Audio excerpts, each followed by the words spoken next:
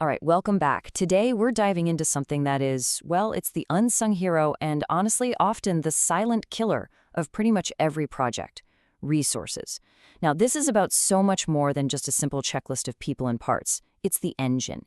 It's what actually drives success. And I promise by the end of this, you're going to see why getting a handle on the resources performance domain is an absolute game changer. So let's jump in. So let me ask you a question right off the bat. What's the number one reason projects go off the rails? You might be thinking, oh, it's bad planning, or maybe it's poor communication. And look, those are definitely huge factors. But more often than not, they're really just symptoms of a much deeper, more fundamental problem. Yep, at the end of the day, it almost always comes down to resources. It's about not having the right people, or the right equipment, or even the right materials at the exact moment you need them. This is the thing that quietly sinks timelines and blows up budgets. Let's make this super clear with an analogy. Imagine your project is a sleek, high-performance car. The project plan? That's your GPS. It tells you where to go. But the resources? That's the fuel in the tank, the oil in the engine, all the crucial parts that make it run. Without them, you're just a shiny box of metal going absolutely nowhere. Okay, so let's get into our first section here. We're going to break down exactly what this whole resources thing is all about, and why it's not just another piece of the project puzzle. It is the central hub that connects everything. So the official term for all this is the resources performance domain. And what's really key about this definition is that it's not just about getting stuff. It's a whole system of activities. It's about acquiring and then managing all the physical, human, and material resources you need. We're talking everything from your lead software developer to the specific server they need to do their job. And here is the single most important idea to grasp. This domain is not an island. It's not off in a silo somewhere. It's more like a busy airport hub, deeply connected to every other part of the project. And if you mess up resource management, trust me, the ripple effects are huge and can throw the entire project off course. So what do those ripple effects actually look like in the real world? Well, let's look at the most classic, most direct connection, how resources tie into that iron triangle of schedule, cost, and scope. Have you ever been in that situation where two teams are basically fighting over the same senior engineer, or they both need the one and only testing environment at the same time?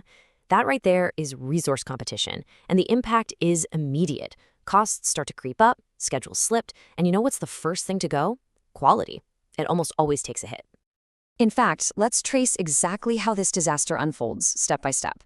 It starts with something small. Some critical piece of equipment doesn't show up on time. Bam! Right away, the project schedule is delayed. Now the team starts to panic. So to catch up, they substitute some lower quality materials. What happens next? The final product has issues, so rework is needed, which of course increases the overall cost.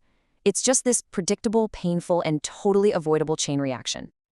But believe me, the impact doesn't just stop with the schedule and the budget.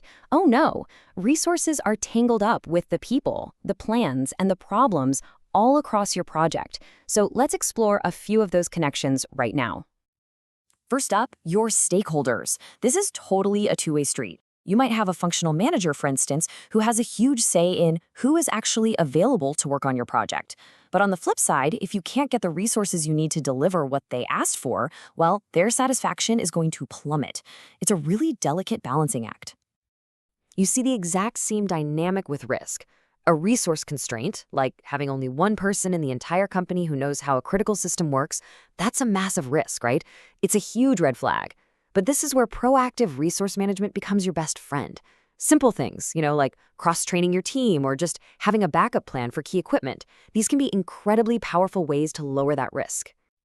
And finally, you've got governance. Just think of governance as the official rule book for your organization. It spells out exactly how you're supposed to request, manage, and control resources.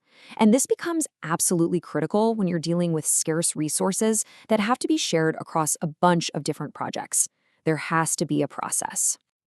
So you've got the iron triangle. You've got stakeholders, risk, governance. All of them are pulling and pushing on your resources.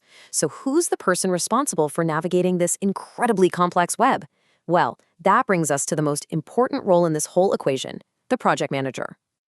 The source material is crystal clear on this. It says the project manager is primarily responsible for leading the team to integrate all these different domains. What does that really mean? It means their main job is to be the conductor of an orchestra, making sure every single section is playing together in perfect harmony. So, if the project manager is the conductor, then you can think of resource management as their baton. It's their number one tool. You simply cannot manage a schedule or risk or stakeholders or anything else effectively if you don't have a rock-solid grip on the people and materials you need. It is the central pillar holding the entire structure up. All right, let's bring this all home. What does this actually mean for you on your projects?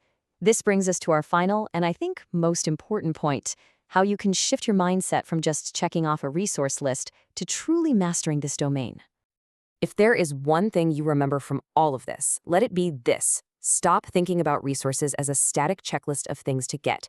Start thinking about them as a dynamic, living system of interconnected parts. Your real job isn't to manage a list. It's to manage the connections between your resources and every other domain in your project.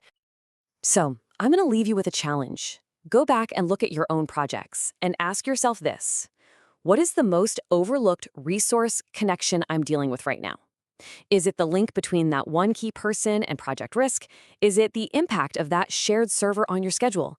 Find that weak connection, focus on strengthening it, and you'll be amazed at the difference it makes. Thanks for joining me.